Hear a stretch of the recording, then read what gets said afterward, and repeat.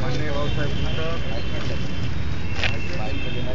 संभाजी ब्रिगेडच्या मागण्या सतत विधानसभेत मांडणाऱ्या आमच्या लढाऊ आमदार एकनाथ केरेकर या ठिकाणी आवर्जून उपस्थित असलेले आणि आपला संपूर्ण पाठिंबा आपल्याला घोषित करणारे आमदार डॉक्टर कल्याणराव काळे, आपल्या संघटनेचे अध्यक्ष श्री अनंतराव चौंदे, प्रवीणदादा गायकवाड, मनोज आखरे आणि महाराष्ट्राच्या कानाकोपऱ्यातून आलेल्या संभाजी ब्रिगेडच्या कार्यकर्ता बंधू भगिनी, सर्वप्रथम आपण सगळ्या महाराष्ट्रातून इथं येऊन एका न्याय मागणीसाठी आग्रह करीत आहात, याबद्दल मी तुमचं सर्वांचं अभिनंदन करतो. संभाजी ब्रिगेडची मागणी आहे की मराठा समाजाला ओबीसीच्या म्हणजे इतर मागासवर्गीयांच्या सवलती मिळायला हव्या. या राज्यामध्ये ज्यांना कुणबी हे सर्टिफिकेट मिळतं अशा सगळ्यांना इतर मागासवर्गीयांच्या सवलती आता उपलब्ध आहेत. पण मराठा वगळता कोणी कुणबी सर्टिफिकेट घेत नाही. म्हणजे मराठा समाजाशिवाय इतर कुठल्याही समाजाचा माणूस कुणबी हे सर्टिफिकेट घेत नाही. याचा अर्थ मराठा म्हणजे कुणबी आहेत आणि कुणबी म्हणजे मराठा आहेत याचा दुसरा पुरावा असण्याची काही दाखवण्याची काही गरज आहे असं मला वाटत. शेवटी आर्थिक मागासले पण हे कशाशी संबंधित आहे?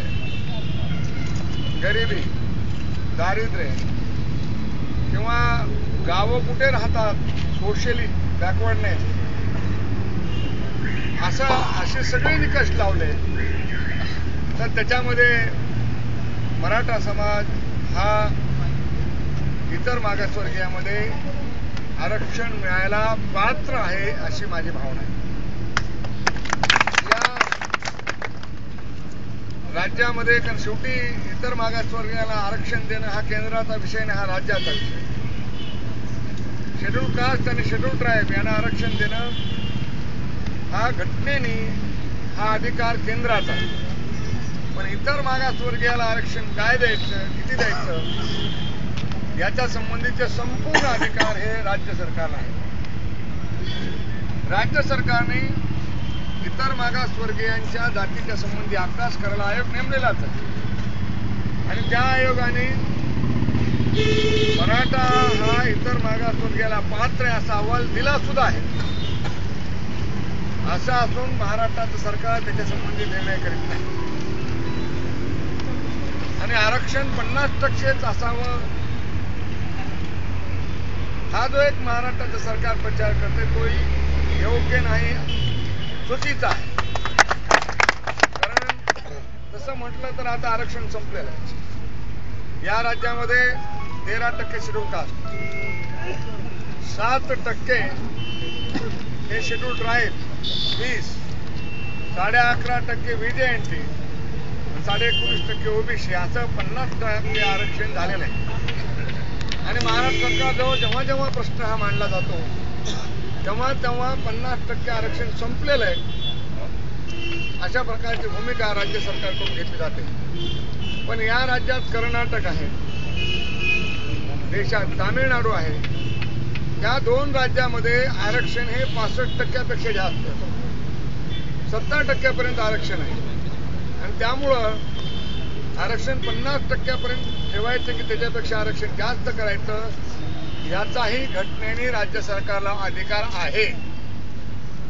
त्या अधिकाराचा आम्ही उपयोग केला होता. आमचं सरकार ज्यावेळी होतं त्यावेळी आपल्याला माहिती आहे की गोवारी आणि माना ह्या समाजाला इतर मागासवर्गीय प्रवर्ग देऊन आम्ही 2% आरक्षण देऊन ते 52% केलं. त्यामुळं राज्य सरकारला तो अधिकार आहे. त्या अधिकाराचा वापर करून 2% आरक्षण आम्ही वाढवलं होतं. ज्याला करायचं नाही त्याला कारण आहे, ज्याला ही भूमिका घ्यायची त्याला कारण सांगायचं काही कारण नाही.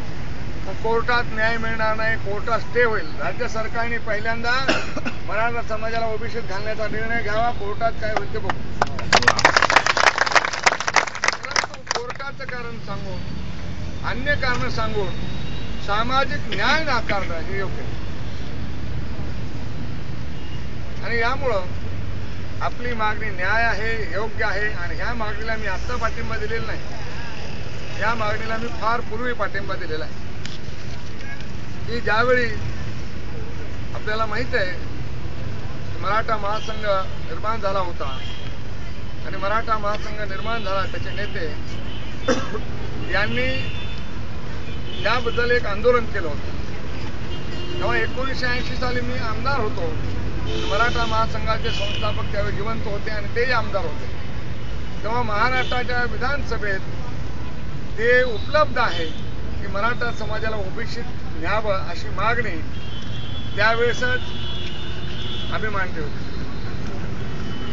रेखाताई ज्यावेळी अर्ध्या तासाच्या सूचना सभागृहात मांडल्या तेव्हा 5-7 आमदार होते उपस्थित, त्याच्यामध्ये मी होतो. आणि मी त्यांना त्या दिवशीच सांगितलं की तुमच्या मागणीला माझा पाठिंबा आहे. त्या हाताला लागल्या होत्या. तुम्ही जन्माने जे मराठे आहेत त्यांना मानता, पण जे वृत्तीने मराठे आहेत त्यांनाही